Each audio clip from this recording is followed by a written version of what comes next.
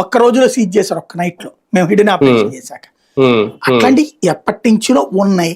అయితే మనం సాధారణంగా ముంబై అదేదో దాన్ని ఏదో అంటారు, రెడ్ లైట్ ఏరియా, దానికి ఏదో పేరు చెప్తారు, అట్లాంటి పేర్లతో పోల్చుకున్నప్పుడు తక్కువ కదా మన ఏరియా అనుకుంటాం. కానీ ఇప్పుడు వచ్చినటువంటి నివేదిక, అది నివేదిక, ఆ నివేదికలో దేశంలో 2వ అతిపెద్ద వ్యభిచారం. దీన్ని అసలు చర్చ జరగాల్సిన పాయింట్ ఏంటి? మనం ఈ చర్చని పక్కదోవ పట్టించేశారు. ఎందుకని? ఒక సెంటిమెంట్ను రాజేయడం కోసం. అసలు పాయింట్ చర్చ జరగాల్సింది ఏంటది? వ్యభిచారం పెరిగిపోతుంది ఆంధ్రాలో, చదువులలో వెనకబడుతున్నాం, అక్షరాస్యతలో అడుగు నుంచి పైన ఉన్నాం, అడుగు నుంచి 2వ 3వ మనం. అంటే అవిద్యావంతులు ఎక్కువ ఉన్న రాష్ట్రం మనం. పేరుకి మనం గొప్ప ఎడ్యుకేటెడ్ అని చెప్తున్నాం, అమెరికా 193 దేశాల్లో ఉన్నారని చెప్తున్నాం.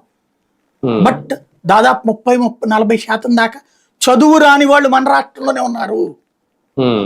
ఇది సామాజిక రుగ్మత కాదు, ప్రభుత్వాల వైఫల్యం. 77 ఏళ్ల స్వతంత్ర భారతావనిలో ఇవాళకి నిరక్షరాస్యతలో అగ్రభాగానున్నాం అంటే ఎలాంటి పరిస్థితి మంది? ఎక్కడికి వెళ్ళి ఆలోచించాలి మనం? ఇది మన రుగ్మత ఎందువల్ల జరుగుతోంది? కార్పొరేట్ విద్యా వ్యవస్థ వల్ల జరుగుతోంది, ఒక మోజు వల్ల జరుగుతోంది. మనం మన పల్లెటూళ్ళల్లో గవర్నమెంట్ స్కూల్కి వెళ్ళేవాడంటే చేతకానివాడు, ప్రైవేట్ స్కూల్కి వెళ్ళేవాడంటే పర్వాలేదు, కార్పొరేట్ స్కూల్